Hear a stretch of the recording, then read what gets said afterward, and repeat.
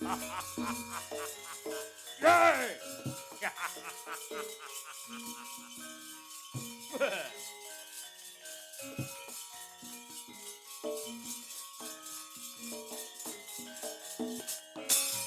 Ah,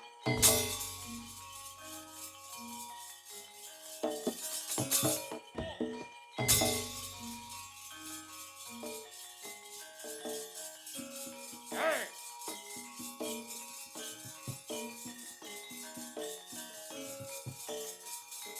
Wah, ah,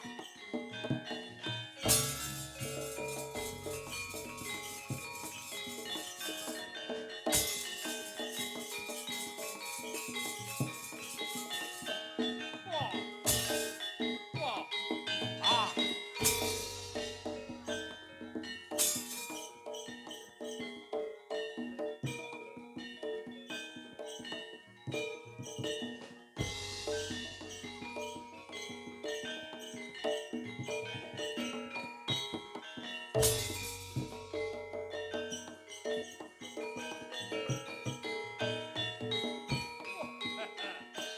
yeay! Wah,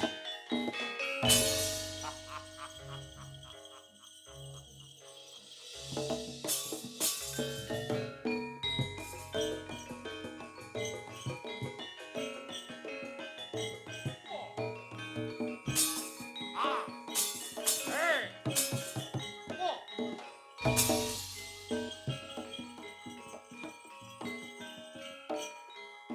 wah,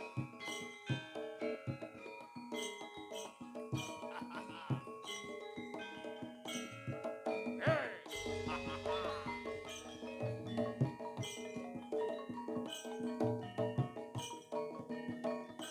wah,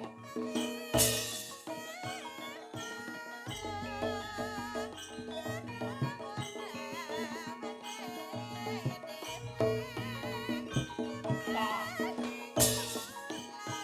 yeay!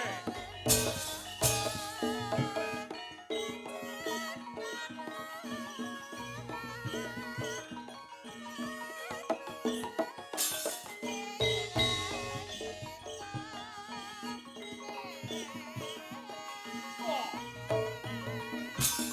ah, wey!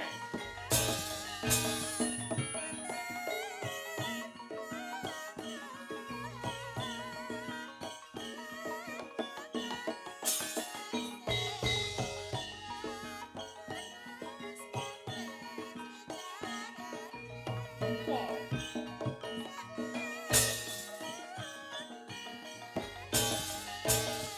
ah, hey!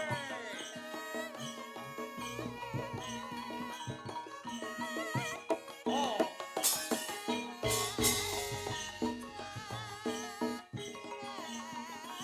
wah, ah, yeay!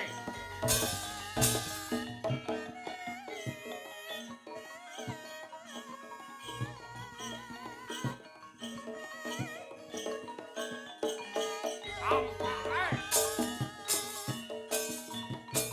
aman!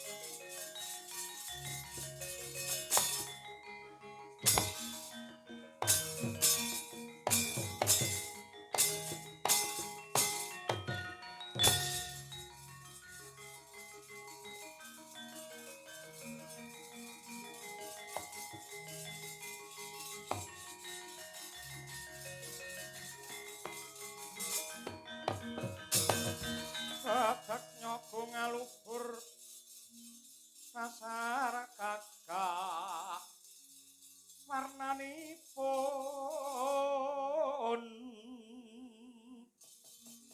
Kanjeng Sri Narapati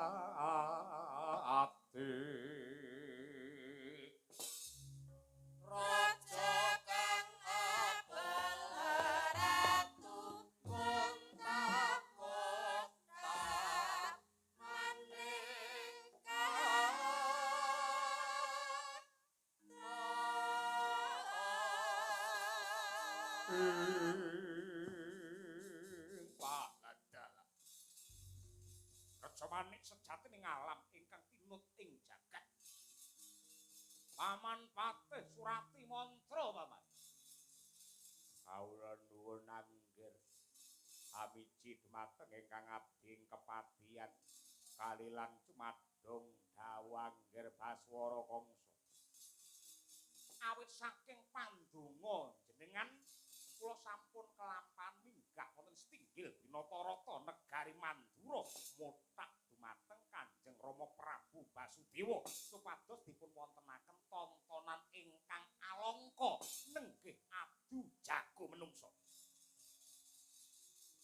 Pitung dinten malih badhe kagelar lan kababar mila saking menika kula suwun kanthi sanget Paman Surati mantra tetep siaga ing diri sawiga ing gati. Benjang salebetipun adu jago kula mulya nggih wonten tangan sampeyan. Kula mati ya merga saka sampeyan. Aja nganti bebarang wirang. Inggih angger Kangsa. Kula suwun sampun ngantos kuwas melang ing penggalih. Sepinten bangganipun jago saking kasepuhan kraton Mandura badhe glundungi memet bagus. Umbara nanggo kawula nuwun wonten timbalan ingkang ngadhawuh. Ripalungguhan iki wis aku antuk dawuh saka Kanjeng Rama lan antuk palilah. Separo pajeke kawula wong Mandura dipasrahke marang Kangsa, mula kowe sing pinter. Sing pinter nglumukake brana picis kanggo srana bangun tumrap kajayane wong Sengkapura. Nggih mboten langkung sendika ngestakaken dawuh kejaba saka kuwi. Tetep ana sing dadi klilip mungging netra satru mungging cangklakan mungsuh bebuyutan sing dadi pepalang anggenku bakal depani bumi Mandura ora ana liya kejaba putrane Kanjeng Rama Prabu Basudewa sing cacahe ana 3. Pakrasana Narayana kelawan Bratajaya sing ripalungguhan iki manut kabar sing sumebar lumantar aturi telik sandi cah 3 kuwi mau didelikake ana ing Kademangan Widara Kandhang. Janji kowe ning Widara Kandhang ketemu wong lanang gedhe dhuwur sing pakulitane bule ora perlu kok takoni tugelen kulune. Menika sinten? Kuwi sing jenenge Kakrasana, putra pambayun saka Rama Prabu Basudewa. Kudu ndok tugel janggane. Inggih, boten langkung sendika ngestakaken dawuh. Kowe mak klithih neng Widara Kandhang ketemu wong lanang sing pakulitane ireng kuru cilik. Ora perlu kok takoni babaten kulune. Sinten menika? Kuwi sing jenenge Narayana. Lho niki sendika ngestakaken dawuh. Kowe nang Widara Kandhang kok weruh wong wadon sing ayu rupane, rambute brintik, pakulitane ireng ning irenge manis. Ora usah kok takoni tugel gulune. Aja. Kuwi katresnanku, kuwi mutiarane uripku, ya kuwi si Bratajaya ya lara ireng.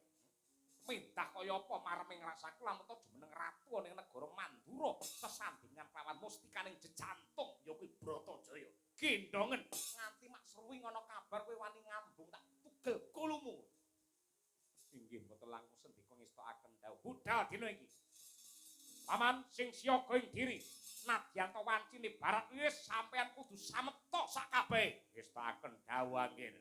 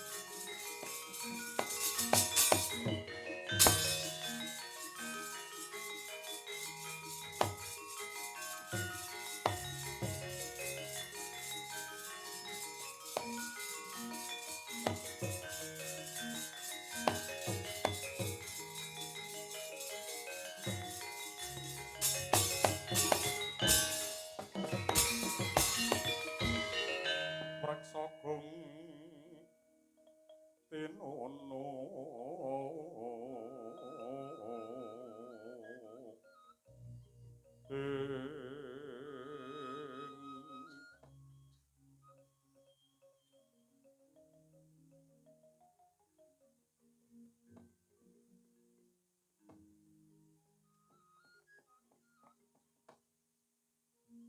ganti ingkang cinarita ora kaya ing mapan wonten kademangan widara kandhang candraning nganti kaya peksi kineplokan.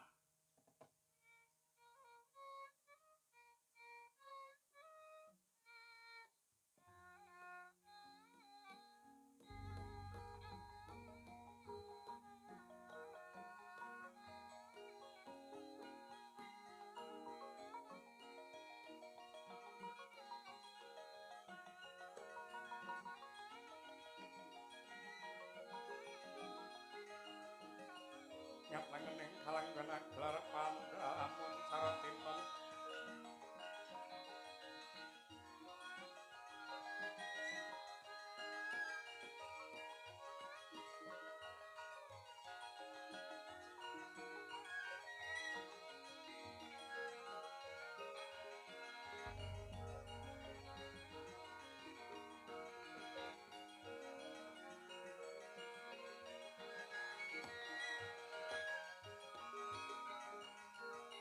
tinon ler kekonang surem sorot edan padang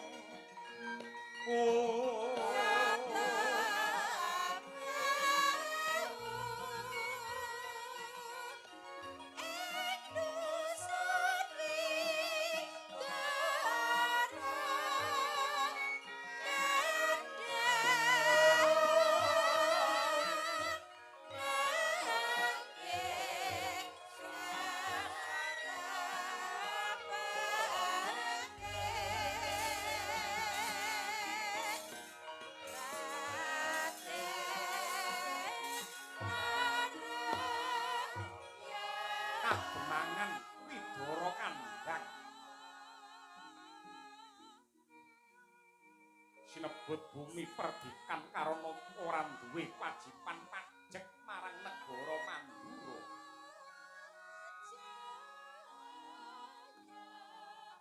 Mulat mangaler pinatesan Gunung Jaladara ingkang dhuwure sasak sundul langit.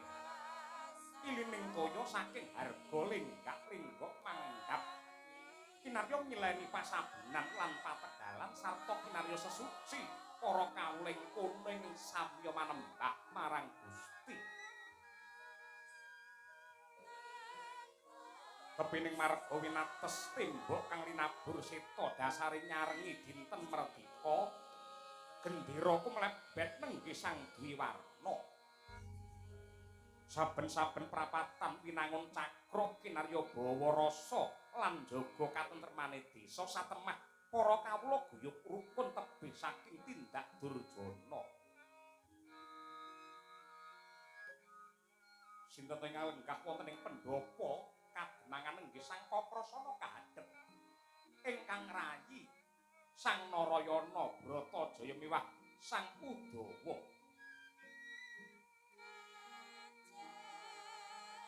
Dereng kanggo kawijil pangandikane Sang Kaprasana mangkono lamun ta kawiyos sing lisan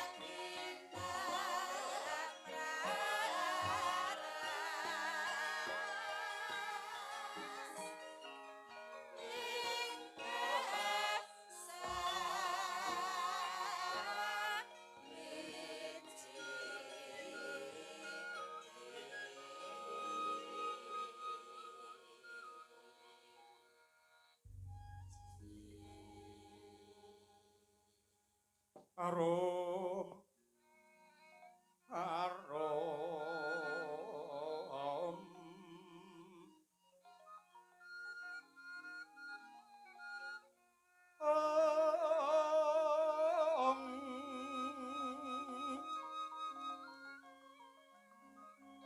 lumrang kang sekar kadung yang Sri Kading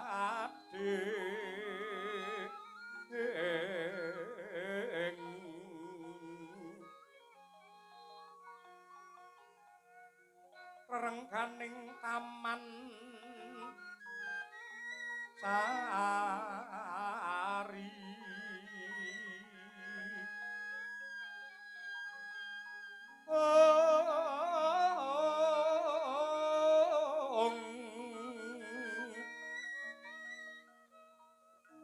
bermoronging semadune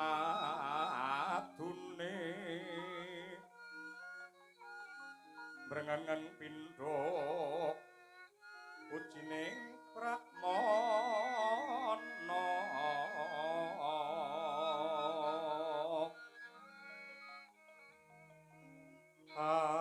asesanti jaya jaya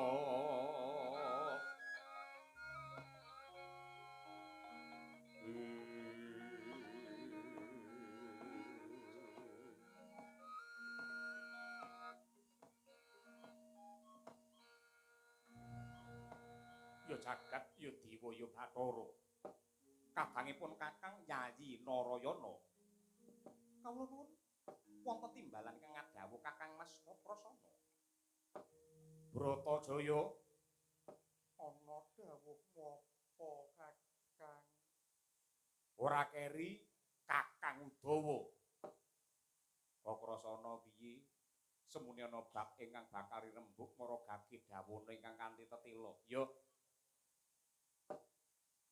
wis pirang-pirang dina anggenku angantu-antu lan anganti-anti mlumpuke para kadang-kadang widara kadang. Dasare bapa Demang Sagopa sakwutuhe wis masrahake tumrap panggulawentahe dulur marang Kakrasana. Tegese Narayana Bratajaya watake becik apa ala apik apa nista iki mengko gumantung Kakrasana anggene ngluwentah. Mligine marang kowe Narayana. Kabar sing wis sumebar warta sing rata lan ana salah sawijining kawula widara kandhang sing ora gelem disebut jenenge matur marang Kakrasana sing surasane jare Narayana Ripalungguhan iki minger kiblate. Molima wis budaya ing saben dina wiwit saka madat madon minum main maling wis kok tindake ing saben dinane. Apa kira-kira Narayana ora gagas, ora mikir lamun to madat madon minum main maling kuwi larangan tumrape agama lan uga negara.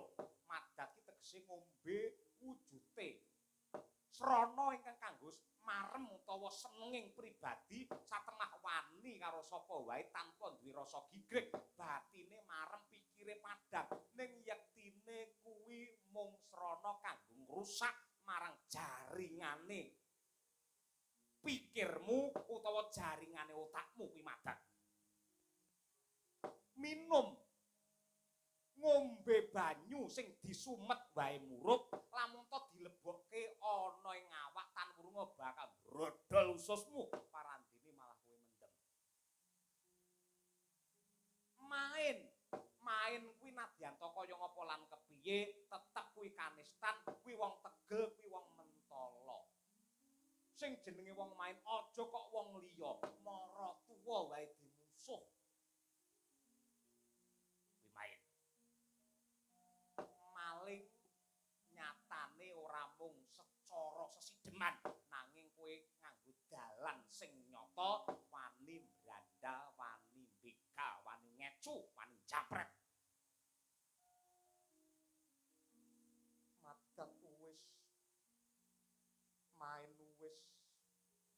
maling wis kok madon ora kok jlentrehke ora kok wejangke karo Kakang Narayana iki piye kok krasana. Yen bab kuwi aku ora wani ngandani dheke mergo aku dhewe wong rusak rumiyin. Ora kandhane. Ning sing wigati magepukan kelawan kondange Jagat Mandura mligining alas wulusan. Ana brandal sing ngaku jare Sura Gentiri ning tinemune jebul kuwi Narayana. Aku durung marem lamun to durung krungu saka ucapmu dhewe. Kabar sing ndak tampa iki kabur apa kababar ing kasunyatan. Cikra bala kang tuminga atampuh samya medali wer tatit wilating kutha dah wangkong mangoncang niti mencang sangat simicil latinyo ngedali wus Trusna Surawilaka kaya buta sing ragil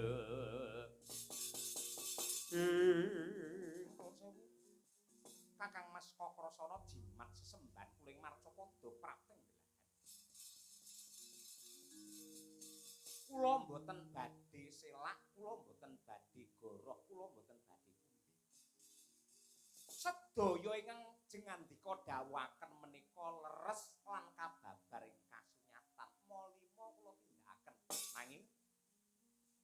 Nanging yektosipun ingkang wigati Ripalungguhan samangke menika mboten wonten sanes kejawi kula nindakaken dados brandal dados begal.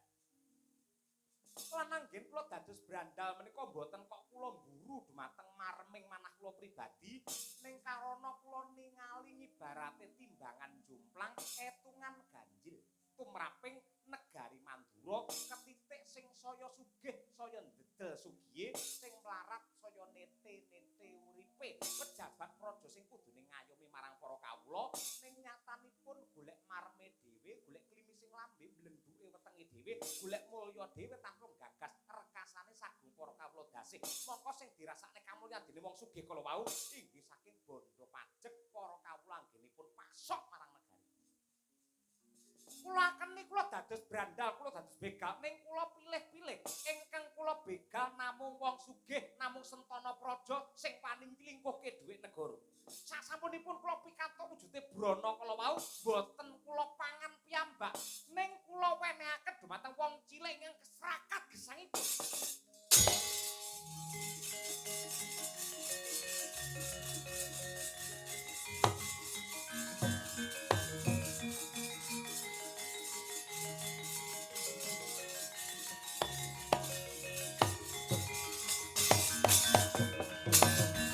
Mentap lir kinetap kaya sinipi Dojo bang mawinga-winga wengis netra kocak ngundar andir Narayana Nadyanto disungging kencana direngga ngangge mutiara sing jenenge brandal dadi begal kuwi tetep kanistan ora ana sejarah sing ngukir begal kuwi babakan ingkang becik lan apik. Sawangen kakangmu Kakrasana aku ki ngandani nom-noman Widara Kandhang kabeh do ngestokake dawuhku. Parandene mung ngandani karo adine wae, parandene kowe malah mejang karo wong gerang, dikandani malah nuturi, dikandani malah maneni. Ripalungguhan iki nganggep Kakrasana ki kakangmu wakile bapak. Kowe manuta karo aku damar mancung cepeta lereno anggenmu dadi brandal, lereno anggenmu dadi kecu. Janji ora manut karo aku. Aku tega mentala jempalani karo dapurmu.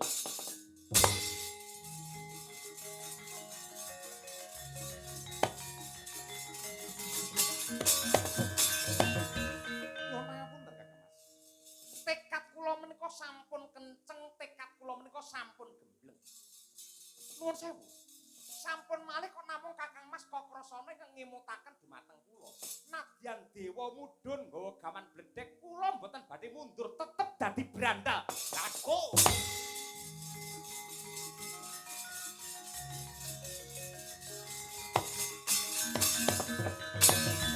Regani larang kewanenmu. Kendel tenan. Kowe kendel mancasi karo dawuhe kakangmu. Ya, aja mung dapure Kakrasana, Dewa Mudun nggo gaman bledhek parandene kowe ora bakal leren nanging dadi begal. Apik kowe ganteng tenan. Ning Widara Kandhang kene saputu wis dipasrahke marang Kakrasana. Yen kowe ora manut karo aku luwih becik kowe minggat, kowe lunga. Kowe lunga. Janji ora gelem lunga, kursi sing tak lungguh tak keprone ndiasmu ora pecah gurone batangmu.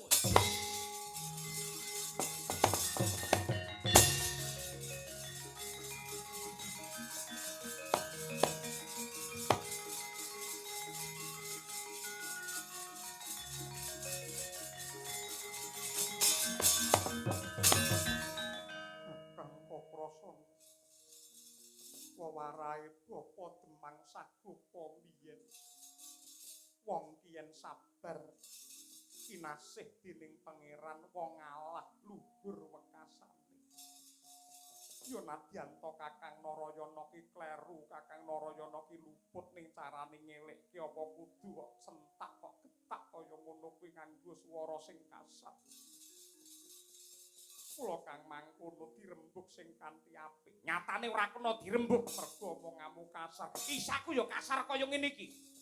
Ana petung diitung ana rembuk dirembuk yen ana perkara diudari. Carane ngudari aku ya ngene iki. Yen ngono ki tegese ora ana bedane ngibarate genil dadi malah kok sok nganggo bensin. Nek ngandani karo aku rasa pinter kowe karo Kakrasana. Yen kowe mbelani karo kakangmu Narayana, kowe minggat to pisan rasa kok tunduk karo lunga. Ora kerasan. Meneni terus.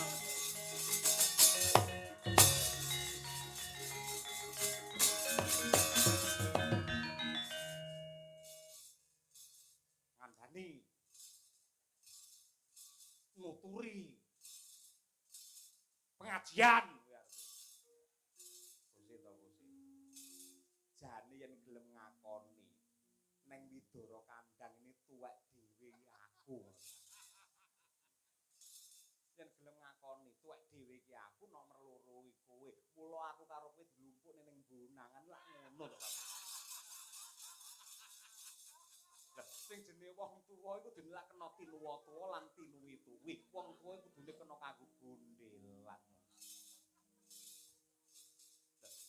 Aku ora maido ora mbelani Kakrasana ora mbelani karo Narayana ning aku mapan ana tengah ya pancen kowe bener Narayana kleru ning nuwun sewu apa carane ngrampungi perkara kudu kaya ngono kuwi dipenggalih adimu loro kok tundung Narayana lunga Bratajaya lunga apa kowe engko ora kaget yen eneng suarane tangga ditundung warisane dipek dhewe. Apa ora isin? Adike loro digendengne kabeh, gamelan payange dipek dhewe. Lah, perkara kok Narayana sing lunga monggo kowe ora risih karo swarane tangga ngono kuwi. Mula sing adem sing tentrem. Ngrampunge perkara ngibarate gawe banyu bening. Mula nek beningne ya ngangge banyu, aja ngangge gendhing.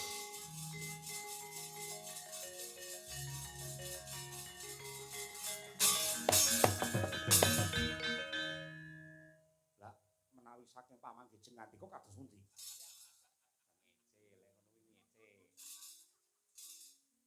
Yen kowe manut karo aku cah loro kae tak tututane. Sebabe mergo rokokku digawa Narayana. Reke nggawa aku ning rokoke dheke. Apa ya jalan carane ngene. Kowe lungguh ning kademangan wis apa mestine kok tindakke tak tututane cah loro syukur yen kena tak kandhani. Tututana. Tututana. Tututana. Mesti asam lambunge kumat kuwi mesti benar. Nesu entek-entekane ngono kuwi ora. Tambani apa to kono? Tututane ati.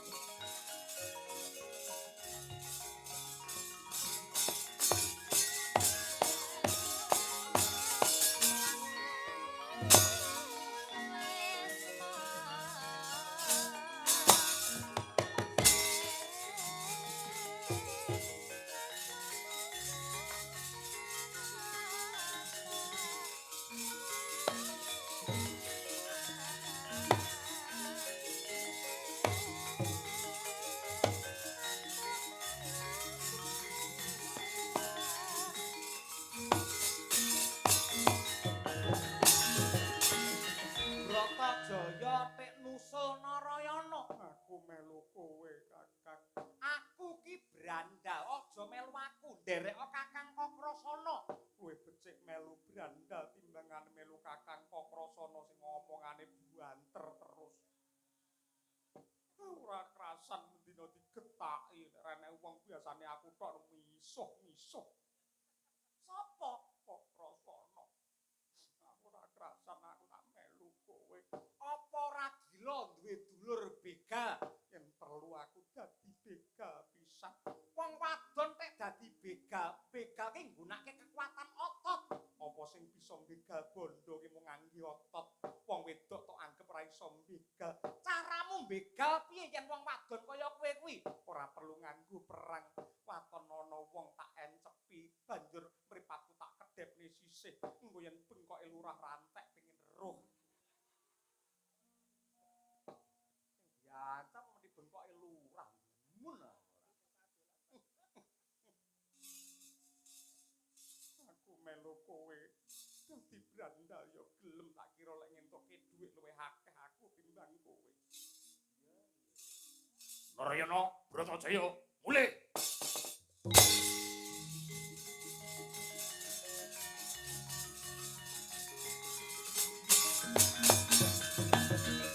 Neng Widara Kandang sing tuwa dhewe iki Udawa. Mula yen manut karo pakonku, men ora disawang ala karo wong jaba, gelem ora gelem Narayana Bratajaya kudu mulih. Ripalungguhan iki bareng karo Udawa, aja manut karo sapa-sapa, manuta karo aku, Narayana Bratajaya kudu mulih. Yen aku ora gelem mulih kuwi arep apa? Yen nganti ora gelem mulih, aku melu lunga pisan.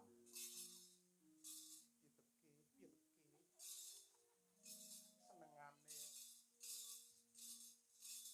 Brandal meneh Kakang Udawa. Yo, manut karo kowe. Nyatane sediamu ki tulus ora kanggo nikmati pribadine kok sebarke marang wong cilik. Yo. Brandal tenan kowe. iya Brandal ya Brandal. Mongko sumpahe Brandal bondo apa nyawa? Bondo apa nyawa? Bratajaya. Bondo apa nyawa ayo.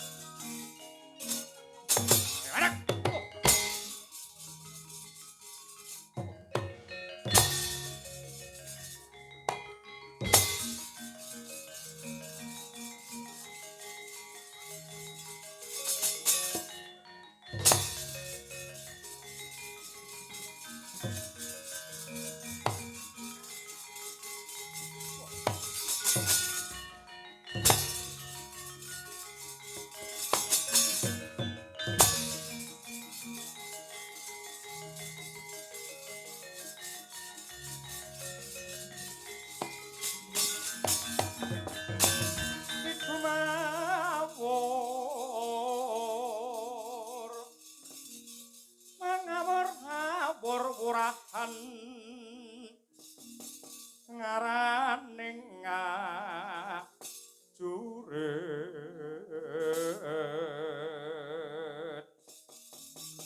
kong makuru kongsa teteka ya bu tulo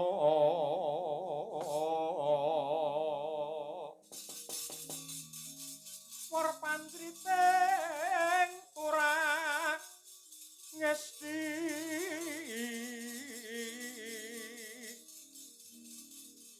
kata ingkang waca lelayu tebet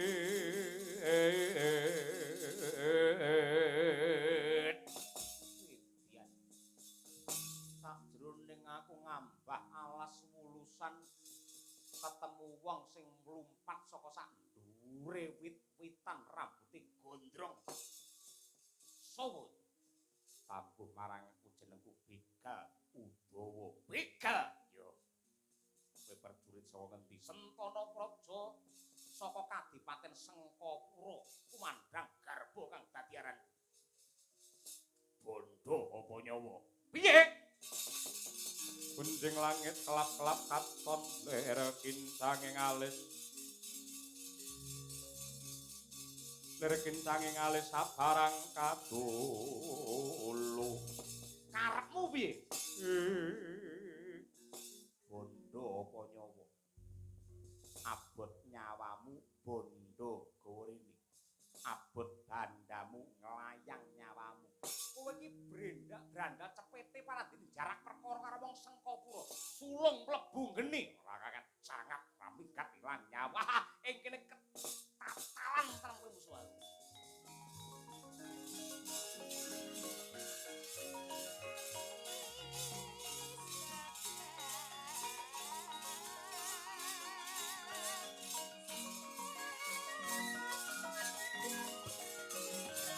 setan roning kelok paling koko lan panjangipun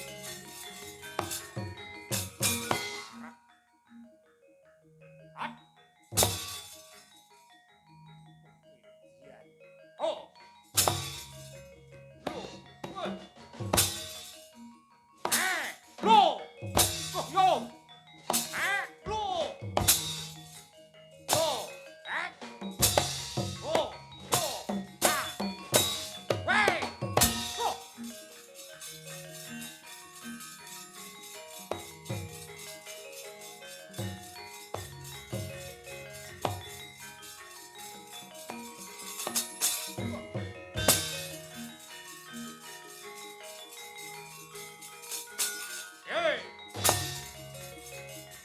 Wah. Oh. Wah.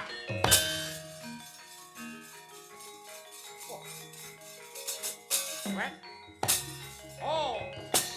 Hey. Oh. Ah. Hey.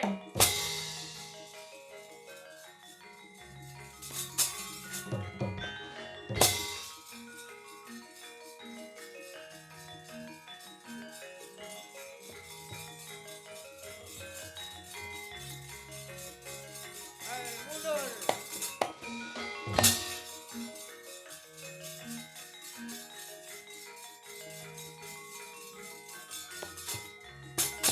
Sapa? Granda Sura Gentiri. Sapa? Bintang Samudra. Bondo apa nyawa? Abot bandamu, nglayang nyawamu. Abot nyawamu, bondo gorene. Mecece dadi Granda.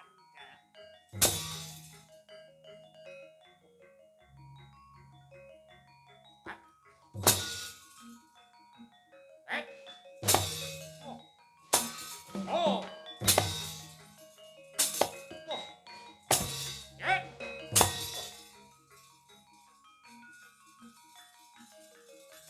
Oh. Oh. Hey.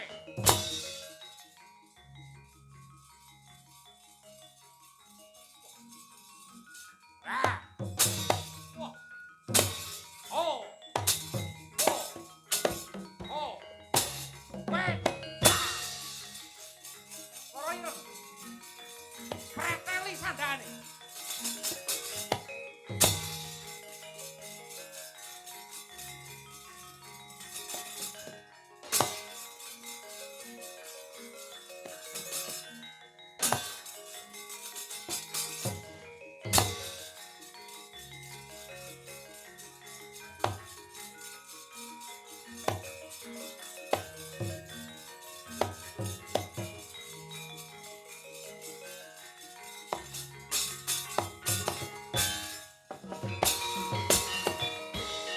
Loro ireng apa Kakang Narayana?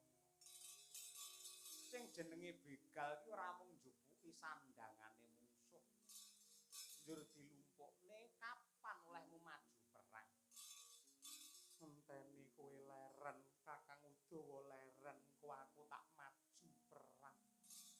Kae mungsuh Sentana Sengkapura malang kadak kae. Iya, Caramu perang sing jenenge otot kuwi kalahe karo otak. Sing jenenge akal kuwi kalahe karo akal. maknane. Aku tak matek mantram gaib luwih dhisik. Insuna matek ajiku jaran goyang. Sun goyanganing tengah latar cemetiku sada lanang sun sabetake gunung jugruk segara asap. Sun sabetake jabang bayine wong Sengkapura teka kedhep teka kerep welas asih awit saka keparenging Gusti. Esek esek esek jebret. Esek esek esek jebret. Tek nganggo esek-esek barang Sing marai mandi kuwi. jajal maju. Tenono.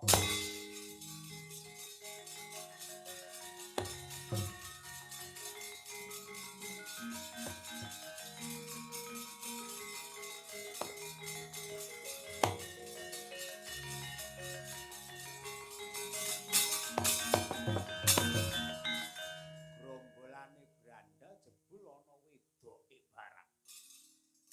Sapa? Randa Bratajaya. Brata? Bratajaya.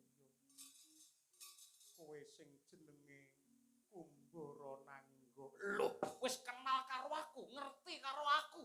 Ngerti wae wong dina kumpul sak kota. Urung-urung.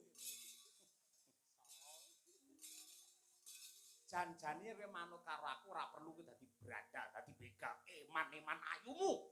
Eman-eman ayumu. Nadyan kaya ngopo lan kepiye uripku wis kepenak ning Sengkapura nadyan to nganggo cara sing ora sak mestine. Glandang duit pajek saka para kawula banjur tak nggo srana seneng-seneng. Ning engko ora tak nggo dhewe, ning tak nggo seneng-seneng karo kowe. Merga bloko suta blak utang terus terang. Aku tresna karo kowe, Bratajaya. Aku tresna karo kowe. Wong ayu tik nganti tumpuk undung kaya ngono kuwi. Wis ayu rupane, untune dipageri pisan.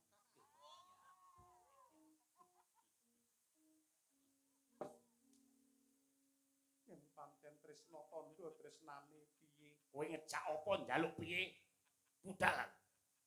Aku gelem metu saka rombongan begal budaya. Terus Ning aku kudu ninggali kas neng kono dhisik. kas piye? Aku yen entuk tak njaluk sandangamu kuwi lak saka emas. Mas, iki ora semprotan, Mas tenan iki. Tak jaluk engko tak wenehake pengarepe para brandal bar kuwi aku jak lunga ning endi wae gelem.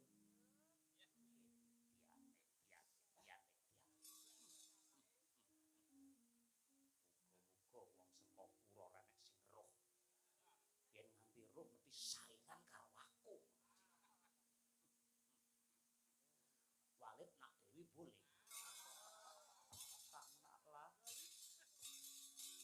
Tanah lah sosis walid layu. Jupuk ana sandangan di sing kok karepake mara gage jupuken mengko yen rampung kowe melu aku ya.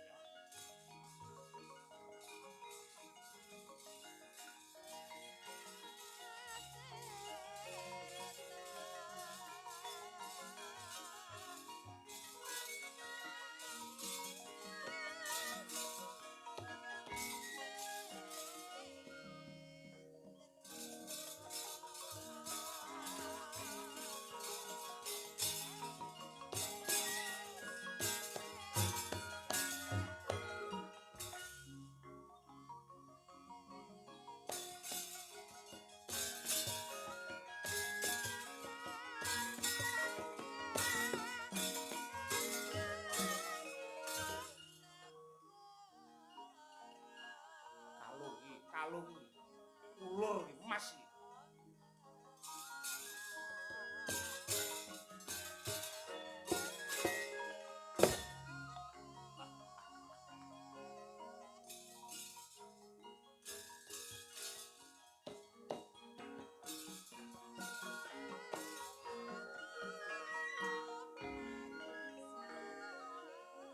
Garuda mungkur iki gorden iki emas kabeh iki. Jupuk ana aja bingungke aku kowe. Jupuk ana. Nuwun aku ora. Matur nuwun. Weneh narana mengko bar kuwi kowe tak jam. Nang endi? Ya sak senengku. Lha aku. Sik yo. Teni aja suwe-suwe.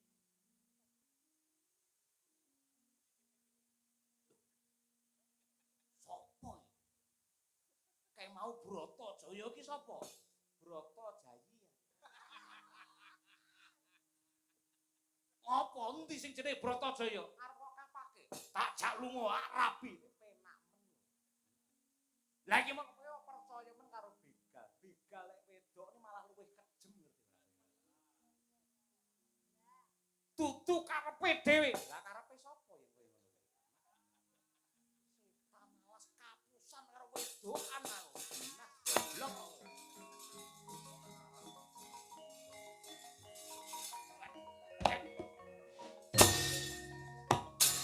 Oh.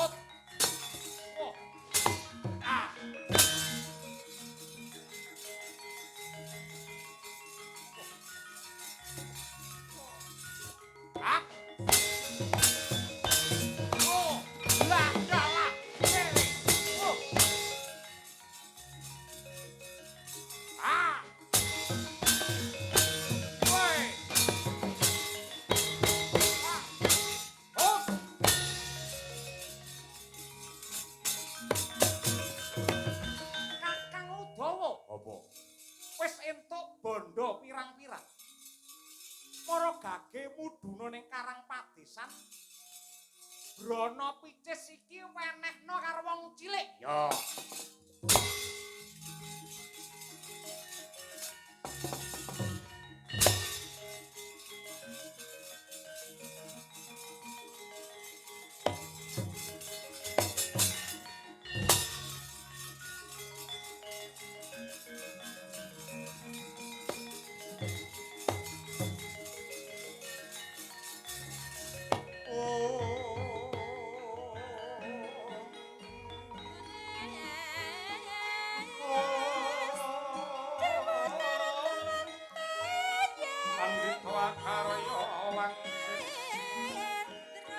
Indra kumpang saping pawang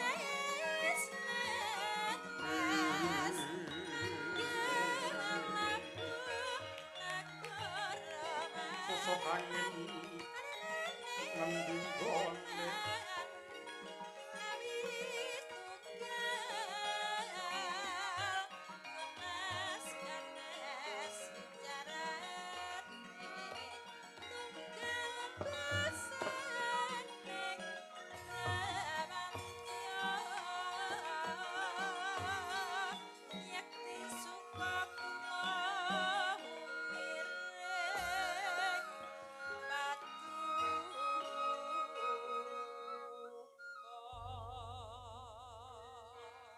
susuk angin ngending gone miwah kaliyeng kangkung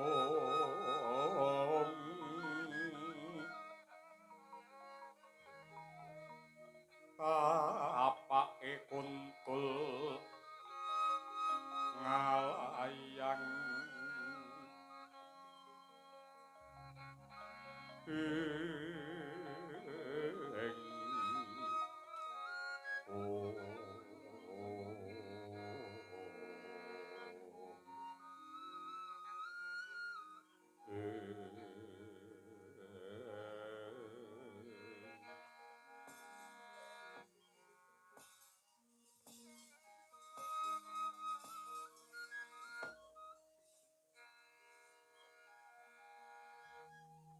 Mengko dhisik iki ana pendhita tuwa sing wani liwat ana ing alas wulusan. Tur dasare sandang panganggone becik anggon-anggone mompyor mesti regane larang. Sopo kowe? Bisa nak ditepungake. Peparapku Resi Padmanaba saka pertapan Untara Nadi. Panjenengamu kuwi sapa Kisana? Jenengku Brandal Suragentiri ya Narayana. Penemban. Wis kondang alas iki gawat merga kabeh padha wedi yen dijarah rayah bandane lan ilang nyawane. Nanging ya gene kowe tek wani liwat kene iki dasarmu apa? Kisana. Nadyanto panjenengamu kuwi kondang brandal sing kejem. Nanging mesti isih duwe rasa pangrasa. Ya mung aku bakal nyuwun prisa ing ngatasi sliramu kuwi isih timur, muda tumaruna tur dasare sekti mandraguna. Apa ora luwih prayoga yen kaprawiranmu kuwi kok gunakake kanggo labuh negara kanthi srana dadi pejabating praja. Penemban. Aku dadi begal iki merga pancen aku serik karo pejabat negara. Sebabe apa tek ngono? Merga pejabat negara dina iki wis kelangan kiblat. Anane wong murka kelawan serakah kawula dijiret nganggo pajek sing nekak gulu ning entek-entekane mung dienggo bancaan lan ngumbar kamurkan dening para sentana praja. Mula aku dadi begal iki merga sing tak jarah ya mung bandane wong sugih lan pejabat lan duwite ora tak nggo dhewe nanging tak sebarake marang para kawula sing uripe mlarat lan keserakat. Kisana. yen ndak rasa sejatine sediamu kuwi bener ning carane sing kurang bener. Merga ndadekake kahanan iki malah saya ribet lan kahanan iki dadi saya kesro. Nanging sing miwiti ngrusak kuwi ora ana liya kejaba Sentana Praja Mandura. Kamurkan kuwi nganti kapan wae tetep ana, merga pancen kaya ngono kuwi isen-isene donya. Lah banjur apa becike kamurkan kuwi njur diumbar ngono wae? Tegese aku ora perlu cawe-cawe ndandani marang bobroke moral. Kabeh menungsa ditandur ana alam donya iki duweni kewajiban memayu hayuning bawana. Banjur pedhae apa aku memayu hayuning bawana yen pancen nganti kapan wae kanistan tetep ana. Bab kanistan tetep ana apa ora kuwi dudu perkaramu. Nanging sing baku uripmu ndok tanduri kanthi pangibadah lan yektine kabeh tumindak kuwi lamun kok dasari kanthi ati sing resik lan becik, yektine kabeh mau dadi ngibadah. Banjur dina iki apa sing kudu ndak tindake mungguhe Pak Manaba? Aja takon kelawan aku nanging nyuwuna pirsa karo Gusti ingkang Maha Kuwasa. Carane piye? Carane kanthi sekung ing panembah tigen ing pangibadah. Yen pancen tekadmu kuwi suci, mesti bakal ana piranti saka Gusti kanggo nyurung tulusing budi kanggo mbrasta angkaraning bumi ning ora liwat brandal lan begal kaya ngene iki.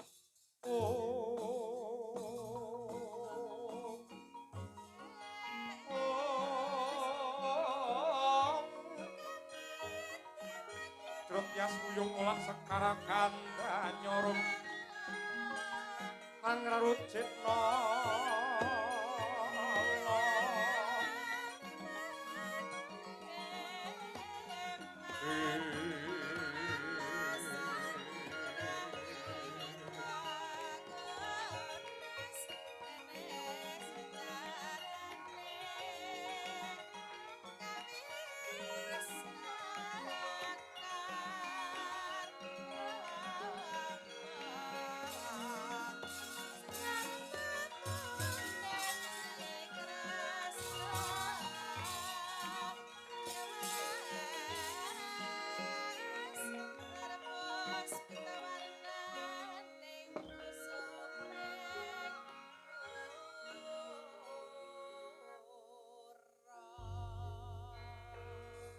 saya talwara rasa biar lintang kanggo madhap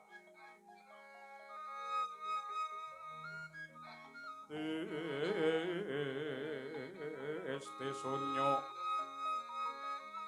tengah wengi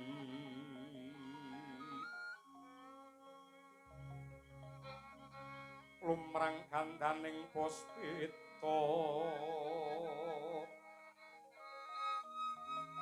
karang iwaning putyanira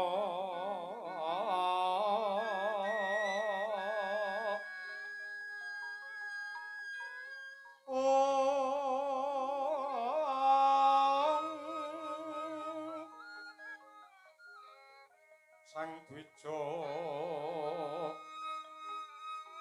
wara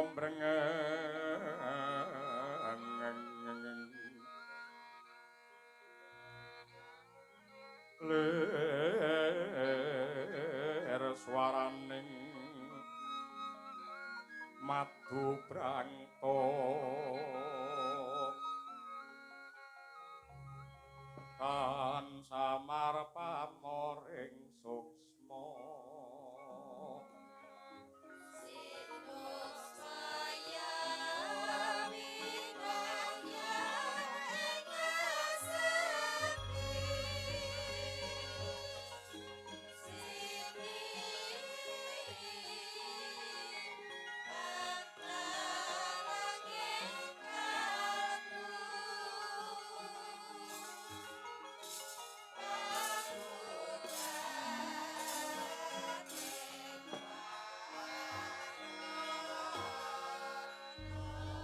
kaya sinamber lak jantunge Sang Narayana. Sang pangandikane Sang Padmanaba ingkang kuwawinar buka wiwaraning driya nenggih Sang Narayana. Sakala ndhaprok lenggah sila tumpang aning sak ngandhaping wit mandira. Awis tinggal tingkem netra kekalih sabakep saluku tunggal nutupi babahan hawa sanga kaya mati jroning urip-urip jroning pati liyep layaping aluyut pindha pecating supena sumusuping rasa jatine Sang Narayana ngatas mring dewane kandha sing panalongsa melenging pangesti datang karaos wis pirang-pirang dina weh Prabawa horeg kumrusak pratane Sang Pengawak Jaba.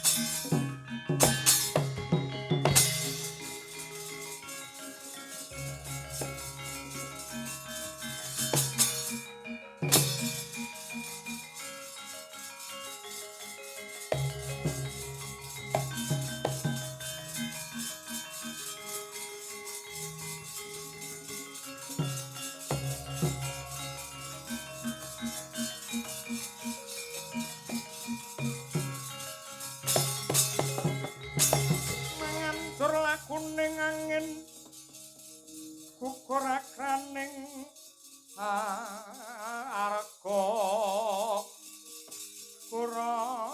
kurnita kakiri-kiri ora bumi prakempita padula mangambak ambak ladal Kisana yo gene kowe wegah tetandingan karo aku cetha lamun ta kowe iki satriya sing jirih getih wedi mati Kisana ayo tanding karo aku Kisana mengko dhisik tumrape Narayana mungsuh sing abot dhewe iki dudu wong liya utawa makhluk liya ning sing abot dhewe iki ngalahke karo nepsune dhewe. Anggonku tapak yoga brata iki ora golek mungsuh ning kepengin nderekake keparengi Gusti anggene memayu hayuning jagat. Kowe mesti golek wahyu, mesti bakal golek kamulyan. Yen kowe wis kelakon dadi wong mulya, dadi wong sugih, kowe mesti bakal tumindak sak gelemmu dhewe. Benerke sing luput, luputke sing bener nginger karo jejeking adil. Luput kang dadi pangucapmu wis dadi sumpahe Narayana jagat saisine ing dadi sesi. Yen nganti kamulyan kawibawanku kanggo diri pribadi, luwih becik aku lebur tumpur tanpa dadi. Wah, Raden muga kasembadar Raden.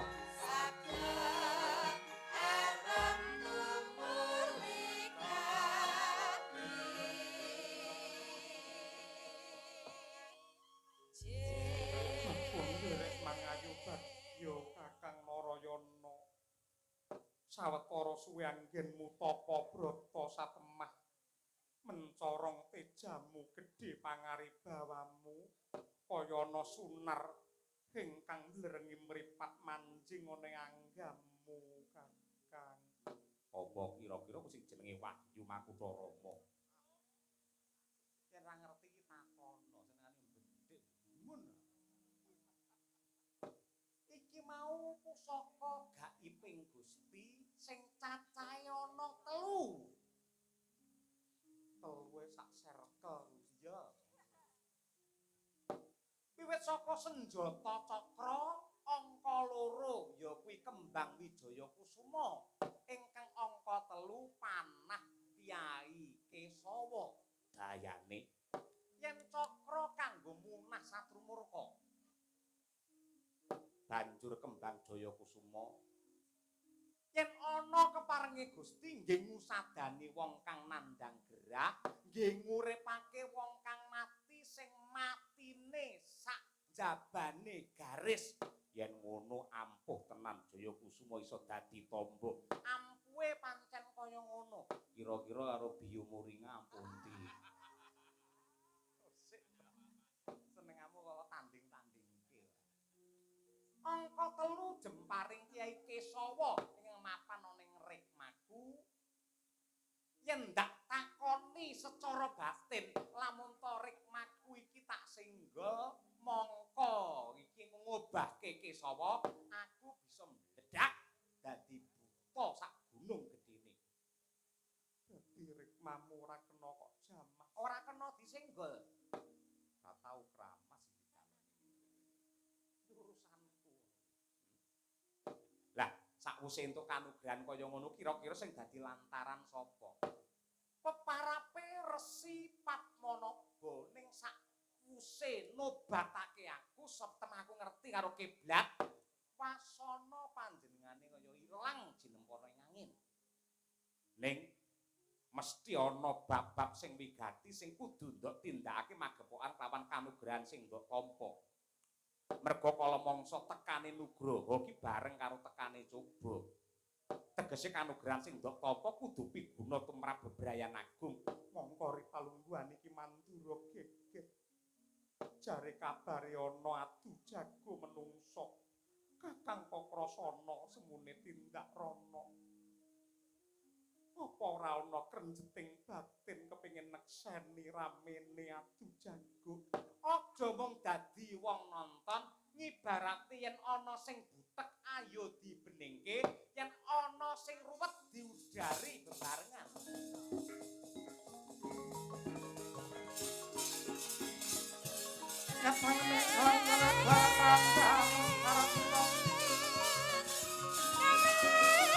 Kinolak konan kurang para desa padang.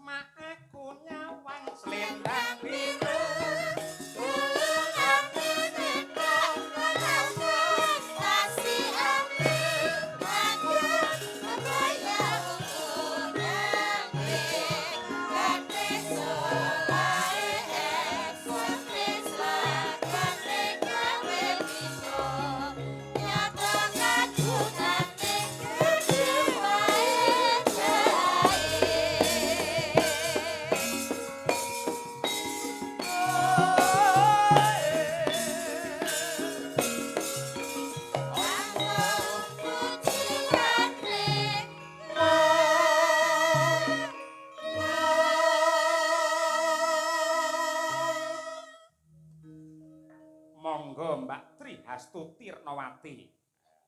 Spesial iki.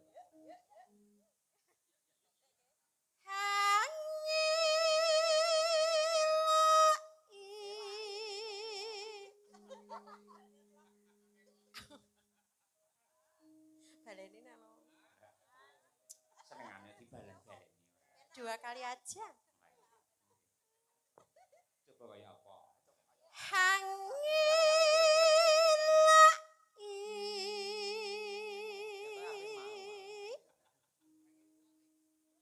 Janji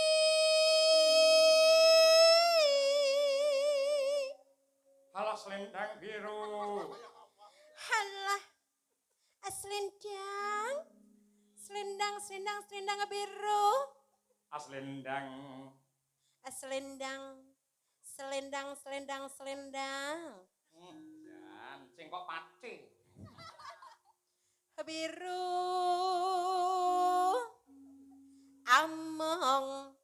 among ngenai hati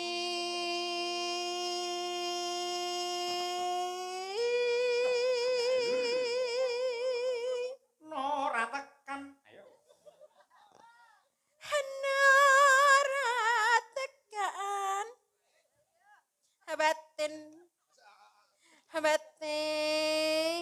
batin setiamu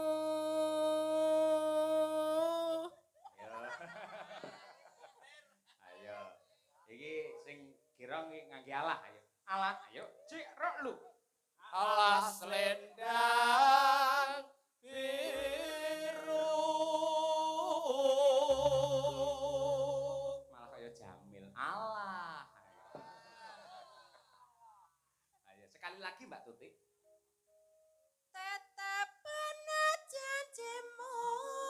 selendang biru.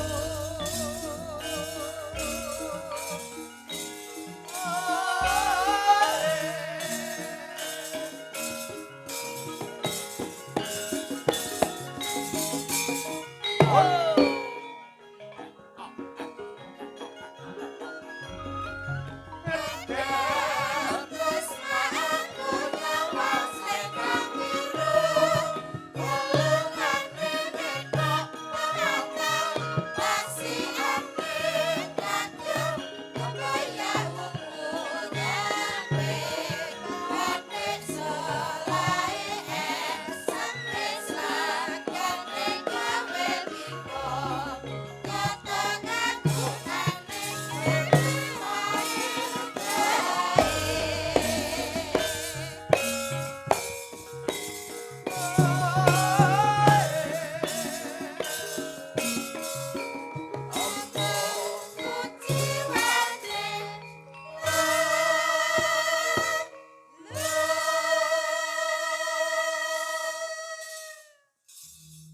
Aku tak njajal suarane anakku wedok iki, putrane Pak Marsudi Laras. Kaya apa? Nduk, Mutiara. Nggih, Nggih, nyapa lho untune dadak dipageri ngono ya. nggih kersane rata. Eh? Kersane rata. Rata. Nggih. Rata apik. Ngono iki pirang sasi nduk nek mageri? Pun tahunan niki malan. Tahunan. Nggih. Ana wesi dicor pisan. Dados omah saya dong. Eh? Dados omah. Ah ya kuwi arek nggoni. Ayo. Ayo. Omah apa sing kena dijak lunga? Ayo.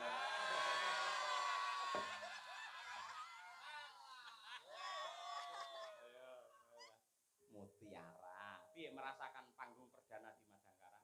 Nggih, remen sanget, Pak. Remen, Saged nggih. nderek ajar enten mriki. Nggih, syukur. Sampean semester pinten? Nembe semester sekawan. Sekawan. Nggih. Masyaallah, cek semester 4. Si indil-indil sampean. Nggih, indil-indil. Nek Mbak Tuti wis ondol-ondol kaya pisan. Nggih wis senior maksude. Ya. Engko aja nganti ngrasani ya. Malah melu buka sik bayarane semene. Boten. Aja ya. Boten. Kita lek kurang ngono ndang Bu tambah Bu ngono kuwi. Nggih mesti nyuwun nek kira. Nyuwun ya. Nggih. Nah, iya, syukur. Kose teng pundi?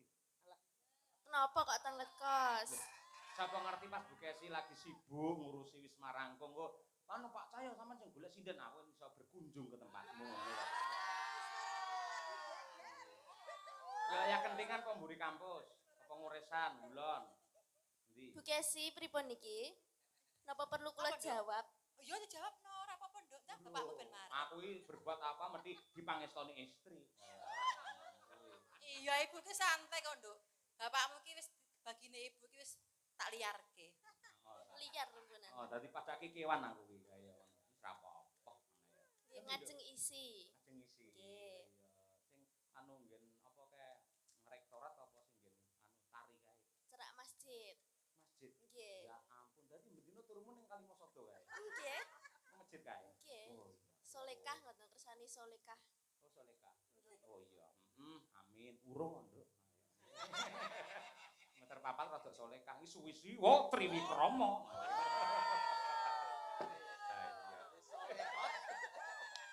Triwikrama. Triwikrama tri iki telu, krama ki circle dadi telung circle. Kula jane nggih dereng paham tapi ajeng tanglet mboten wantun. Jojo takon. Meneng. Mau yo mangkat ke anu sawan ke sanggan. Nggih, Karo sapa? kalih Mbak Winong, Mbak Birgita. Sing ngejak sampean sapa? Bu Kesi, Liwate? lewate tol. Loh. Kenapa kok sami guyu kenapa, Pak? Ya bener 100 kowe. Iki kena iki. Ayo. Kena. Dikaryakan kena iki Pak Gareng iki. Pucare bener liwat tol, mosok liwat gundulmu. Tegese Bu Kesi memberi amanah neng sapa terus ngabari sampean lho maksudnya. Sinten nggih? Langsung Bu Kesi ya. Nggih, Bu Kesi. Terus yang mari kenang-kenangan mau perhiasan sampean to. Nggih. Terus sampean duwe apa? Bestik. Apa jenenge? Apa kan? Nggih, kula menika damel sekedhik karya. Oh aksesoris sinden mawon. Oh, ngaten. Nggih. Komplit ya, Nggih, dereng namung melati mawon. melati. Alhamdulillah malah viral Viral. desaine niku. Gila. Berarti lek viral ngono iki karo Dalang Adi terkenal ndi? Tanggane kuwi lho.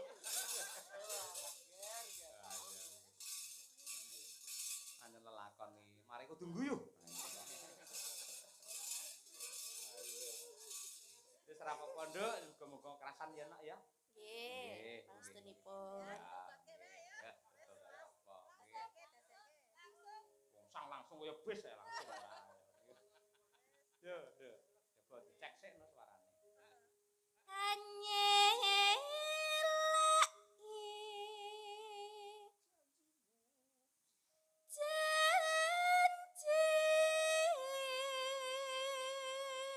Loh, mentale wis dadi. Biasane lek rombongan anyar ngene iki sik ngelaki. Janji. Ngapunten Mak pipis. Oh ya.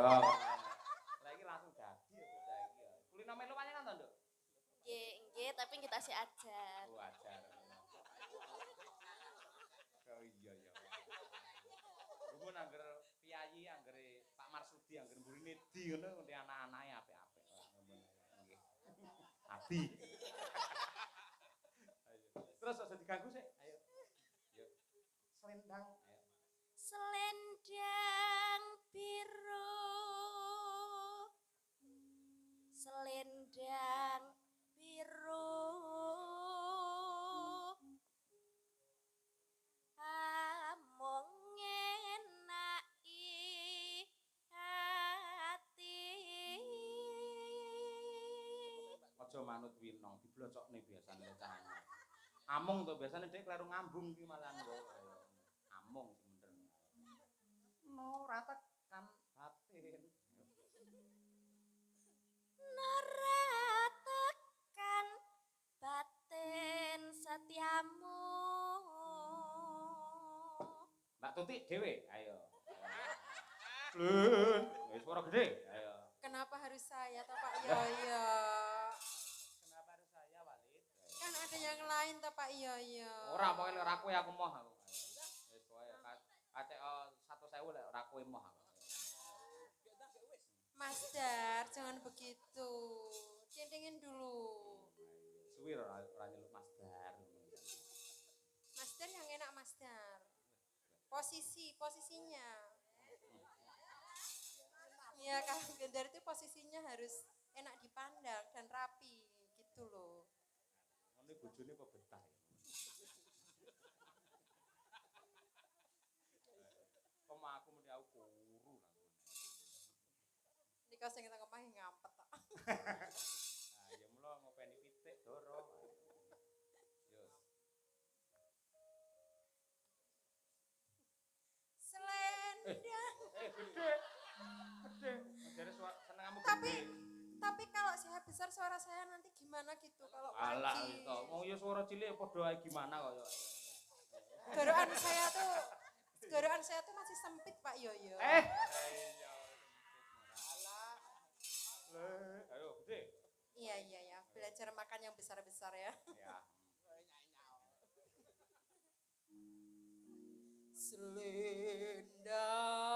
Selendang biru.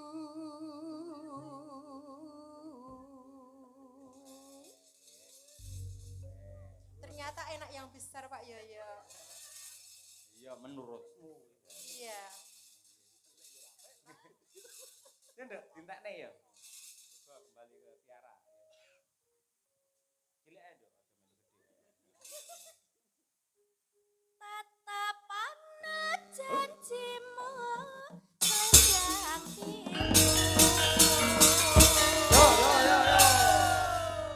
Ah, luar biasa.